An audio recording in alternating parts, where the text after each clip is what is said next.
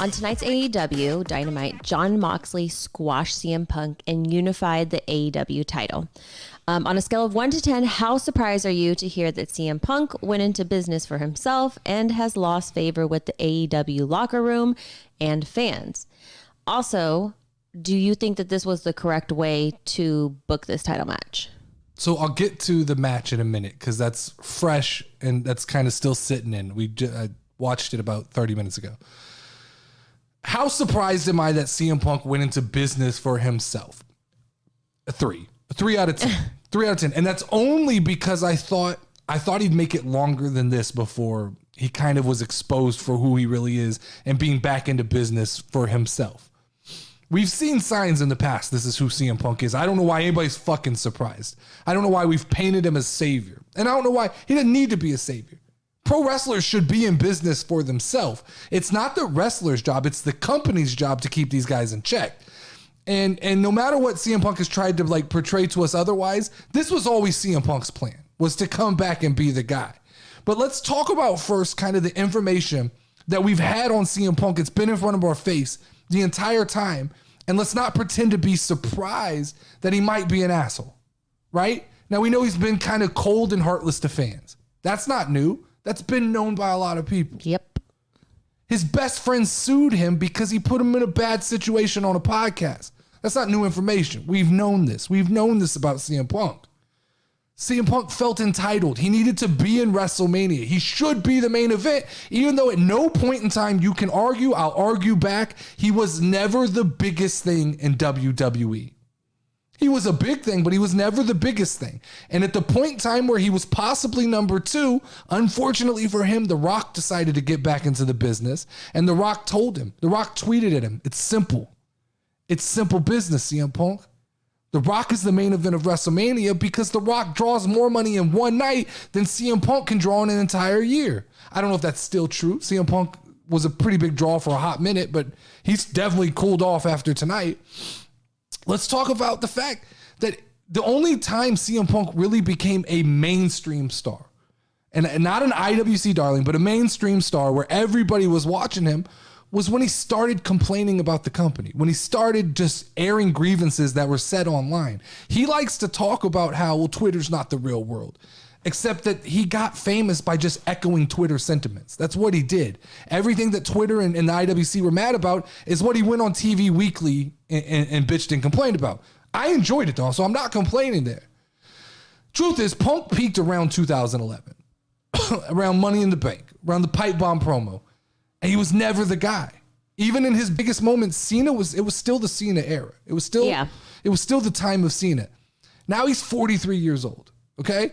And he came back and he took the spot of younger guys despite the IWC continuously telling me when I talked about him, just wait, he's here to put these young guys over. It's what he's going to do. He's here. He's here. You got to wait. You got to wait, D. You got to wait and watch because he's here. He's going to put these young fans over. I mean, he's going to put these young talent over, and that's what he's back to do. It's not what he was back to go into business for himself. It was the plan the entire time. Everything that he hated about guys like The Rock and the guys who came back, everything he ever talked shit about is what he became. He became a guy who came back and took the spotlight away from the young guys. He didn't come back to put people over. Who was he put over? Who was he really put over? Like, and not just telling me, oh, he got eyeballs on certain guys. Who is he put over? I don't see it. Now, there's a part of me. There is a part of me who watches what happened. And we go back to a week before tonight where he cut the promo. And he cut the promo on Adam Page. And he cut the promo on Jon Moxley. And there's a little bit of me that goes, CM Punk's a smart guy. I don't discount that at all. He's a smart guy. This is a work. He's working the crowd. He's not ready to come back. He is in business for himself, but he also understands how to kind of structure this to make it work for him. I don't blame CM Punk for going into business for himself. Couple reasons. Number one, Cowboy Adam Page is a boring as fuck babyface. Boring as fuck. And here's the problem. When you have a boring as fuck babyface, and that's their guy. That's their main guy. That's their main babyface in AEW. AEW, why can't you produce? This is what happens. When you don't have a captain of the ship, this is what happens. Everybody wants to be a bad guy in AEW. Yeah. Even the good guys want to do bad guy things. And that's a problem. Why doesn't AEW have more main event caliber baby faces? Main event. I know that Jericho can teeter on the baby face, but he does some heel stuff. I know about Jungle Boy, but Jungle Boy's not main event. I know about these names that you're going to throw at me. They're not main event. Adam Page is the only baby face that has held kind of a main event status. Kenny Omega, I don't know what the fuck he is. And right now he's tied up in this trios thing. So if there's anybody CM Punk is going to go after as far as baby faces go, it's got to be Adam Page. Oh, but D, CM Punk was a baby face. He can't be. He doesn't know how to do that long term. He doesn't know how to do that. And CM Punk is lobbying. He knows what's best for business. CM Punk knows that the only thing that can put AEW over the top as far as casual wrestling fans go is CM Punk versus MJF. That's the best thing for business. And if he can't get to that, he's got to go into business for himself and start figuring out what the next avenue is. This match tonight was a line in the sand for Tony Khan.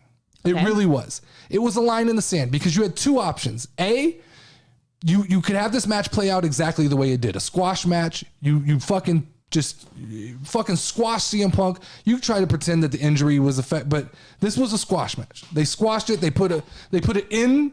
CM Punk's going to have to rebuild a character after this. He's going to have to rebuild himself. It could have gone like that. Or you could have had CM Punk go anti-establishment, which I'll talk about in a little bit. But look, one thing that's important to talk about here. The IWC and all these people, when I said I hate the word fickle, well, fuck you. I'm about to use the word fickle. You know what? Y'all want to throw it? You throw it at the casual fans all the time. Casual WWE fans are fickle. Casual wrestling fans are fickle. No. Look how quick y'all turned on CM Punk. That's true. Look how quick the IWC turned on. They all fucking loved him when he came back. They all told me, you need to shut the fuck up and just wait. CM Punk's going to come back and he's going to do all these fake. No. He didn't do them. And now you've turned on him. You've turned on him because he went after your indie darlings. He went after your Adam Pages. He didn't come back and put everybody over. He didn't make Darby Allin a star. He didn't do any of this for this. I've been critical of CM Punk only because I want him to be honest. I want CM Punk to come back and say, I'm here, I'm in business for myself. I'm not, Daniel Bryan did it.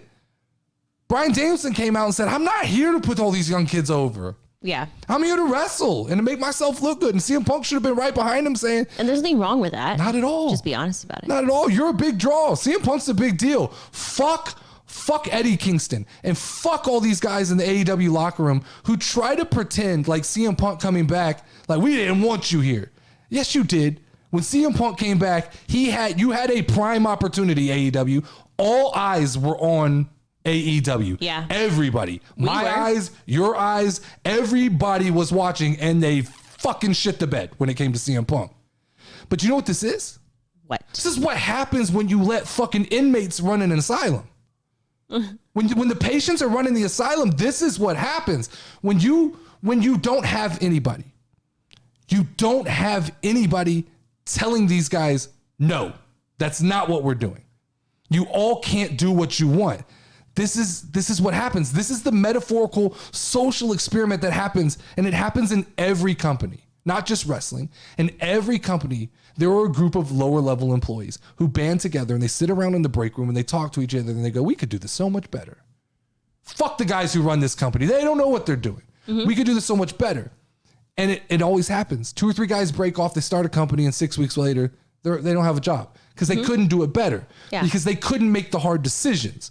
People have to make hard decisions. Structure is a necessary evil in a company, especially in pro wrestling. Somebody has to tell you, yes, that's a good idea. And somebody has to tell you, no, it's not a good idea. And even then, it has to be somebody that everybody respects. Somebody, I get it, right? Vince McMahon was over scrutinized promos. He wrote them for people. It got to a point where he became overly zealous with the product that he was controlling every small detail. And that's not good either. But Tony Khan is just the other end of the spectrum is all it is. He's a guy who's going, you can say whatever you want. I don't fucking care. So is one. Yeah, I'm head of creative, but you go do here in AEW, you do what you want to do, and we'll just figure it out as we go. I believe now more than ever that Cody Rhodes, he saw this coming. He saw the writing on the wall. He came out of whatever he was going through. And when his contract was in flux and he goes, hey, this like, I don't like the way this is trending. I don't believe that he fully foresaw what this was going to be. And the kind of disdain that was building in the back. But I do think he saw like, there may not be a place for me. Tony's bringing in all this new talent. He's enamored with all this new talent. There's so many mouths to feed. I think he looked at WWE at that point and goes, it's the lesser of the two evils. It's both of them. Like Vince McMahon's not much better, but he's lesser of two evils. Lucky for Cody, all this shit happens and Triple H takes over. Now it looks like it's not even a comparison. It looks like you've got Tony Khan on one end as the guy who will let you do anything. You've got Vince McMahon on the other end was the guy who wouldn't let you do anything. And now it's starting, at least just from a visual perspective, to look like Triple H is the guy that's letting people, he's giving them a little bit of a leash. He's still not going to let you go out into business for yourself, but there's not enough food on the AEW table right now.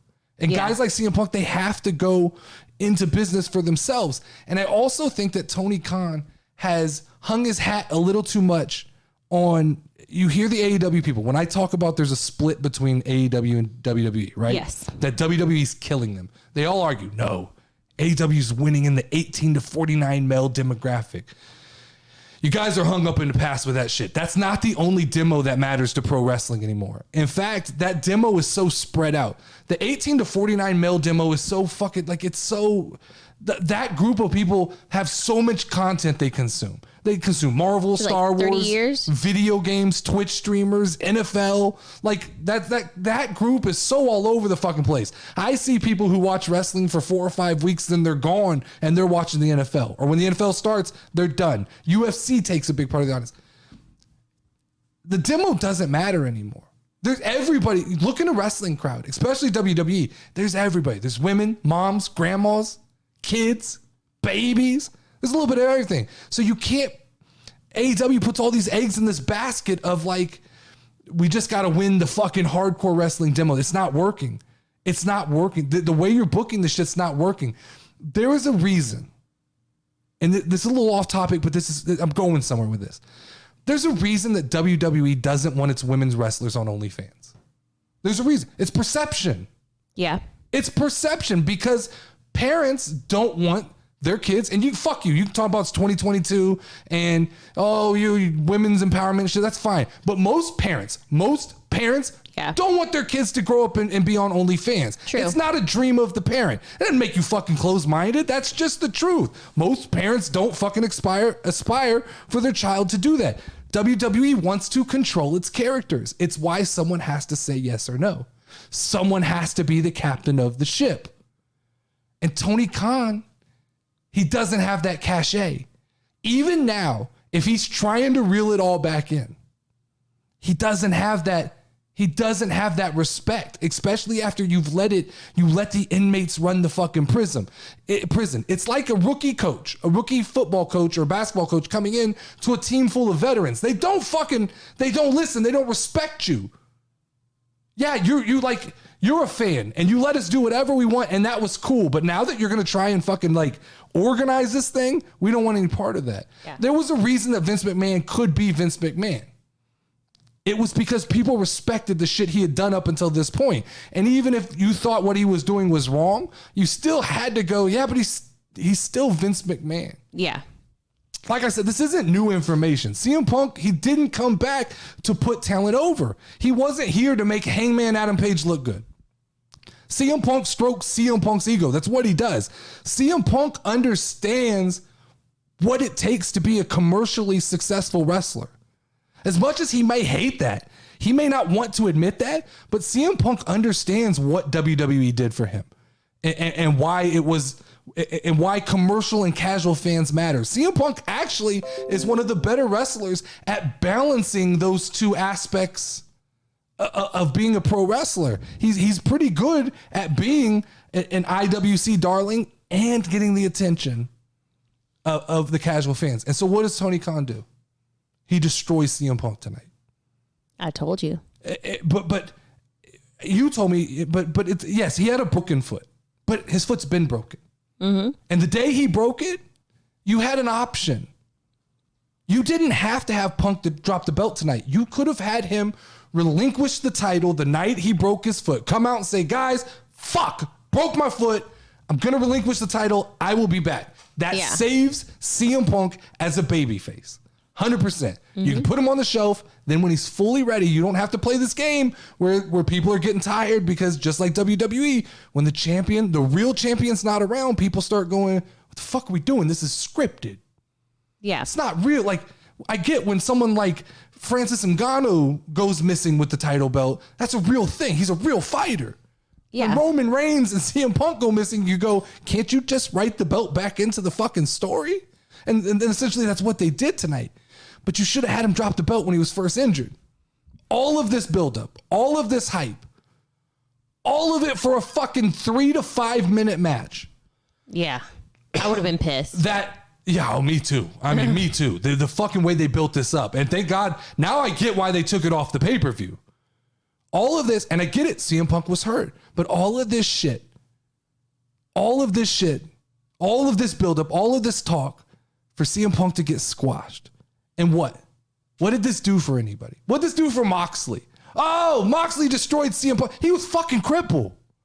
Like they played up to the fact that his foot's broken. Like he grabbed his foot and he twisted his foot for 2 seconds and then pinned him. Like that doesn't make you a monster. This felt like a clusterfuck. This feels like a company. This feels like a man in Tony Khan who has no fucking clue what he's doing at this point. He's so lost and so desperate to make a product that makes sense that he will fucking just, I'll listen to the crowd. I don't know. Is he listening to Vince Russo now? Who the fuck is he listening to? Because that was the wrong fucking decision. That match was so stupid. Let me book the match for you, Tony. Let me book the match for you. Here's how you book this match, okay? Okay. This is how you book this match. CM Punk is the ultimate anti-establishment wrestler. He is at his optimum when he hates the company he works for. So right now, what are the fucking dirt sheets and news sites all reading? CM Punk's unhappy. Yeah. He didn't want to be there.